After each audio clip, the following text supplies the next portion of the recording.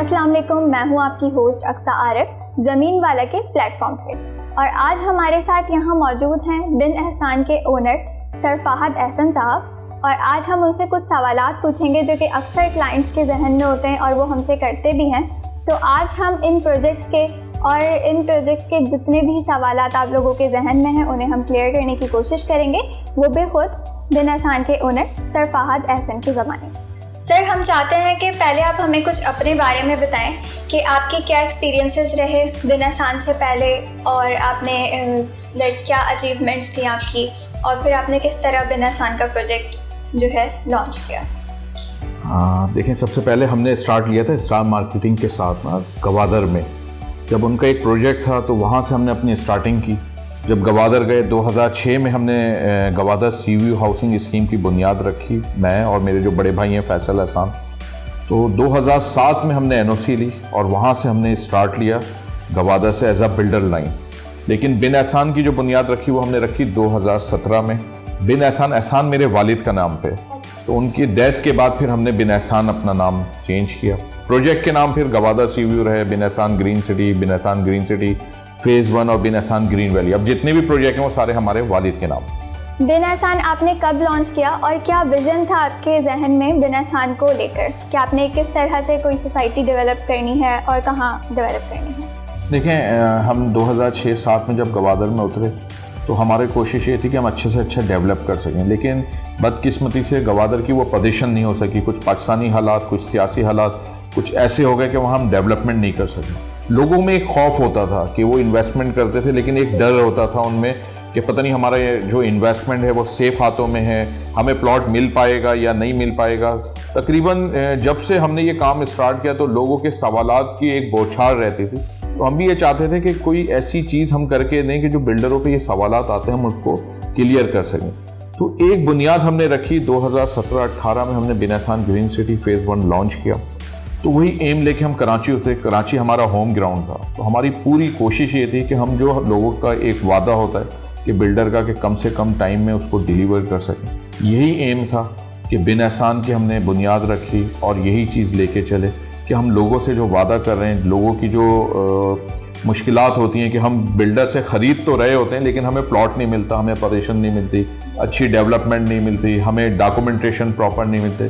तो उन चीज़ों को सोचते हुए हमने प्लान किया, प्रॉपर चीज़ों को किया और फिर हम इसको एम बना के हम अपनी साइट पे होते। और बहुत मिनिमम हमने उसका रेट रखा, 2,40,000 रुपये का हमने वो प्लॉट दिया। उस पर भी हम पे बहुत तंज होता था कि पता नहीं ये दे पाएंगे, डेवलप कर पाएंगे, ये ना हो कि बिल्डर बातें बहुत करता है नहीं कर पाए। लेकिन अल्हम्दुलिल्लाह अल्लाह का शुक्र है कि हमने बहुत अच्छे तरीके से इसको डेवलप किया। आपका यूसुफ एंड सन्स राना इश्तियाक ने बहुत अच्छी टाउन प्लानिंग की, उसके साथ बहुत अच्छे तरीके से डेवलप करके अब लोगों को हम डिलीवर करना चाहते। तो एक अच्छा टाइम था, एक अच्छी मार्केट थी। लेकिन उसके साथ साथ जैसे आपने कोरोना देखा, कोरोना के साथ साथ मुल्की हालात देखे, तो हम बिल्कुल डाउन की तरफ जा रहे हैं। लेकिन अल्हम्दुलिल्लाह इन्हीं हालात में रहते हुए हमने काम किया, इन्हीं हालात में रहते हुए हमने काम करना है। मुख्तलिफ चीज़ें मुश्किलात आती हैं, लेकिन जब आप काम कर रहे होते हैं तो अल्लाह ताला खुद ब खुद आसानी पैदा करता है और रास्ते निकालता है। जी बिल्कुल, ये सही कहा आपने। अच्छा, मोस्टली लोग यही सवाल करते हैं और आपसे मैंने देखे थे आपके काफ़ी इंटरव्यूज़, आपसे भी ये सवाल काफ़ी बार पूछा गया है कि बिन एहसान के जो प्लॉट्स के रेट्स हैं वो इतने मिनिमम कैसे हैं? देखें, जब आप मार्केट में इंट्रोड्यूस हो रहे होते हैं ना तो कोई लोगों को एक आपने कोई अच्छी ऑफ़र देनी होती है कि लोग आपकी तरफ अट्रैक्ट हों, आप पे थोड़ा सा भरोसा करें। तो वो हमारा एक इनिशियल स्टेज था। हुसैन मार्केटिंग के साथ हमने इसको लॉन्च किया था। तो वहीं हमने डिसाइड किया था कि लोगों को एक जो आम आदमी जो प्लॉट लेते हुए डरता है, जो नहीं ले सकता, ये स्कीम हम उनके लिए लेके आए।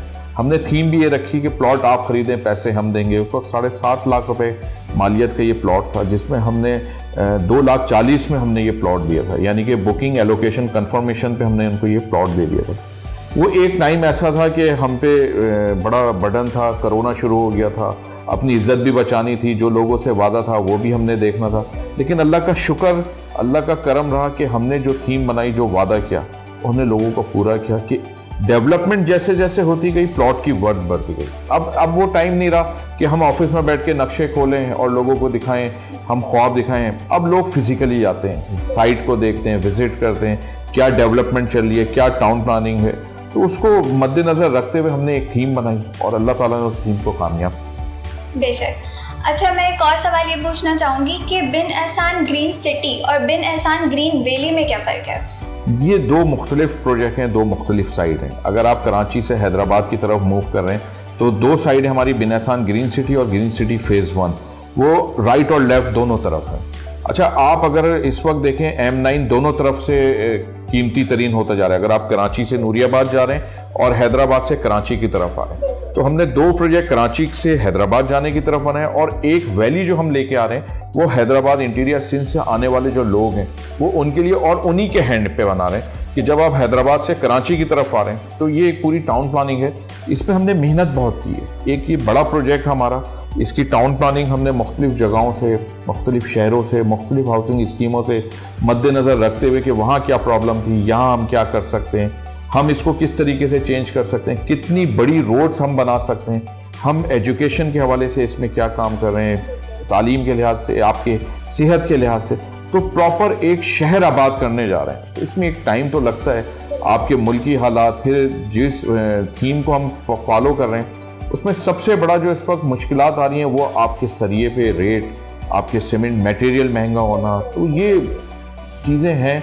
लेकिन इन्हीं चीज़ों के साथ हमने काम करना है, इन्हीं चीज़ों के साथ हमने डिलीवर करना है लोगों को, और इंशाल्लाह जो हमारा टाइम है लोगों के साथ उससे पहले हम इसको कंप्लीट करेंगे इंशाल्लाह। अच्छा, लोग ये जानना चाहते हैं कि हम बिन एहसान ग्रीन सिटी की पोजीशन कब दे रहे हैं?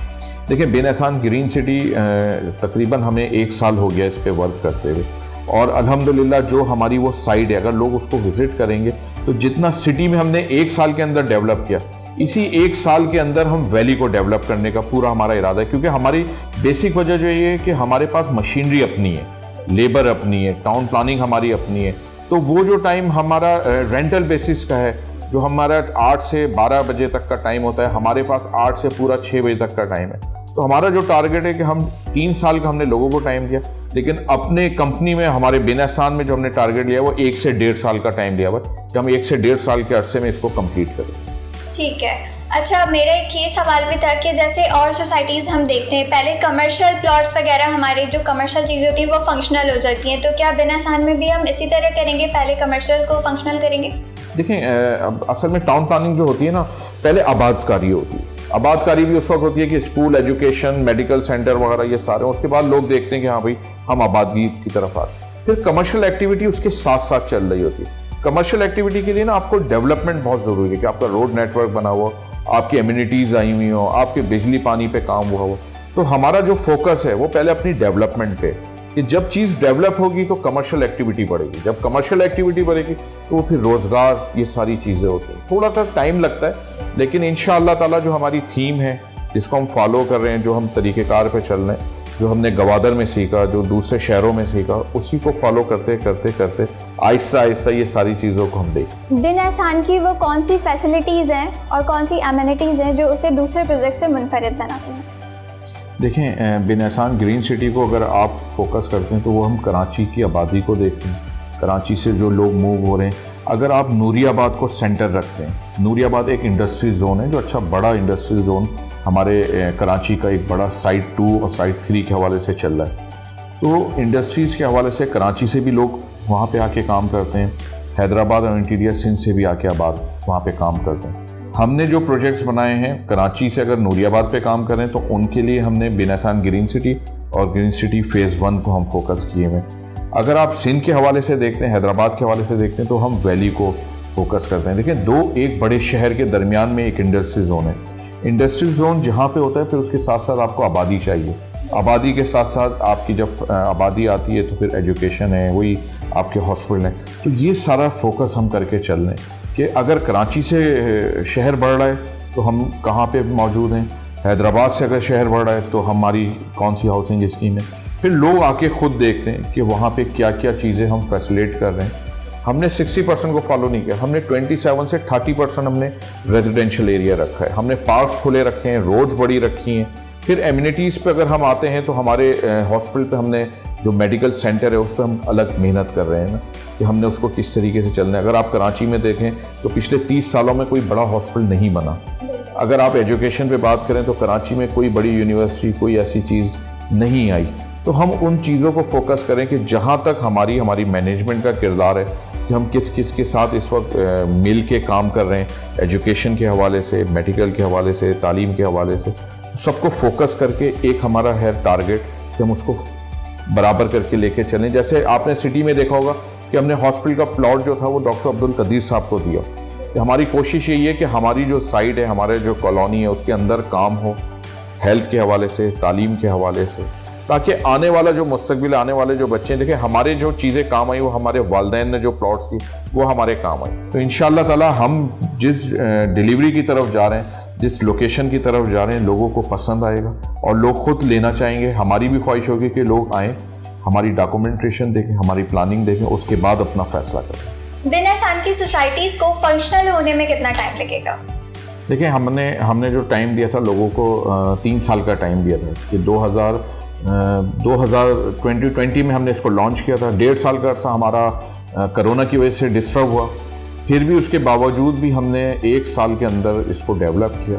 जो लोगों को हमने 3 साल का टारगेट दिया था उससे कम अरसे में हमने इसको कंप्लीट किया। हमारा भी टारगेट ये है कि जिस तरीके से महंगाई आती जा रही है, चीज़ें बढ़ती जा रही हैं, मटेरियल बढ़ता जा रहा है, हमारी पूरी कोशिश है कि हम उस टाइम को कम से कम करें, ज़्यादा से ज़्यादा डेवलप करें, ताकि जो सार्फिन पे बोझ आना है वो कम से कम आए। कंस्ट्रक्शन भी ऐसा नहीं है कि 120 गज का भी मकान बनाए तो 6 महीने लगते हैं, 6 से 12 महीने उसको तैयारी में लगते हैं। अब बिन एहसान की वो पोजीशन है कि हमने सिर्फ स्टोरेज लाइन डालनी है, पानी बिजली की लाइनें डालनी है, हमने कारपेटिंग करनी है।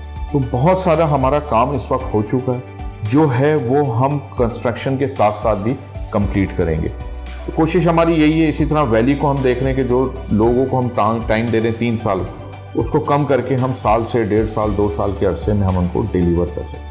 बेशक ही आपने बहुत अच्छी बात की, क्योंकि जो लोग इन्वेस्ट कर चुके होते हैं, कुछ लोगों की वो कुल जो है जमा पूंजी होती है और उसके बाद उसको लेकर चलना उनके लिए बहुत मुश्किल हो जाता है। तो यही सवाल लोग बार बार करते हैं कि इतने कम रेट्स में अगर दे रहे हैं तो बाद में कोई हिडन चार्जेस और ये सारी चीज़ें तो नहीं होंगी। देखिए, इस पे हमारी अच्छी खासी डिस्कस होती है लोगों के साथ, क्योंकि जब हमने 2,40,000 का प्लॉट बेचा तो उस वक्त हम डेवलपमेंट चार्जेस जो हम सोच रहे थे, उस वक्त पानी, बिजली, गैस सबके रेट कम थे, सरिया बहुत कम था, तो हमारा जो एवरेज आ रहा था 3-3.5 लाख के करीब डेवलपमेंट चार्जेस आए। लेकिन जब हम कंप्लीट करके बैठे तो ये तकरीबन 5 और 6 के दरमियान पहुंचा। तो लोगों ने इस पर बड़ा इतराज़ उठाया। तो हमने फिर लोगों को यही कहा गया, तुम हमें पानी, बिजली, गैस, मटेरियल को एक रेट पे ला के दे दो, हम उसको उस पर कन्वर्ट कर देंगे।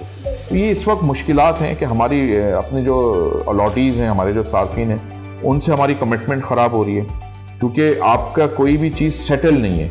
सरिया जब हमने काम शुरू किया था तो 110 रुपये टन था, 1,10,000 रुपये, आज 3.5 लाख रुपए टन पे वो पहुंचा हुआ है। तो ये चीज़ बहुत डिस्टर्ब करती है। बिल्कुल, रेट्स इसी की वजह से फ्लक्चुएट होता है।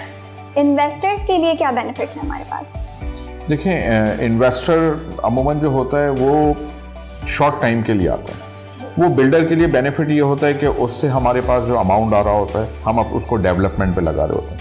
इन्वेस्टर ये देख रहा होता है कि मैं कम से कम टाइम में किस तरीके से गेन करूं। तो वो लॉन्चिंग से पहले जो सॉफ्ट लॉन्चिंग होती है उस वक्त उसका किरदार होता है कि वो अच्छी से अच्छी इन्वेस्टमेंट करे। एक भरोसे वाली बात होती है कि उसको ये पता हो कि हमारी जो डेवलपमेंट हमारी चीज़ को वर्थ को वो ऊपर लेके जाएगी। जिस तरह हमने ग्रीन सिटी में किया कि हमने बहुत मिनिमम रेट पे रखा, उससे जो सेल हुई वो हमने डेवलपमेंट पे लगाई, अपनी लीगलिटी पे लगाई, अपनी चीज़ों पे लगाई। तो उससे उन्हीं जो इन्वेस्टर थे उनको फ़ायदा हुआ। आज वो हमारे साथ खड़े में चीज़ों को लेके चल रहे हैं। उनमें से बहुत से ऐसे लोग थे जो उस वक्त नहीं कर सके, वो वैली में आए, वैली में इन्वेस्टमेंट कर रहे हैं और इसी के तौर पे उसको हम यूटिलाइज कर रहे हैं, उनको लेके चल रहे हैं। बगैर इन्वेस्टर के बिल्डर नहीं चल सकता और बगैर बिल्डर के इन्वेस्टर नहीं चल सकता। मैं जानना चाहूँगी कि बिन एहसान के जो हमारा सारा प्रोजेक्ट है, हमारे जितने भी डिफरेंट सोसाइटीज़ हम लोग बना रहे हैं, उसमें ज़मीन वाला का क्या किरदार है? देखिए, जिस तरीके से हर एक का अपना अपना किरदार रहा, हुसैन मार्केटिंग का किरदार रहा, स्टार मार्केटिंग का हमारे लाने में बहुत किरदार रहा, तो बेसिक ज़मीन वाला जो है वो भी हमारे साथ ज्वाइंट होकर एक काम कर रहे हैं। अपने सार्फिन को हमारे तवस्सुस से बिन एहसान का विज़िट करा रहे हैं, बिन एहसान के बारे में बता रहे हैं।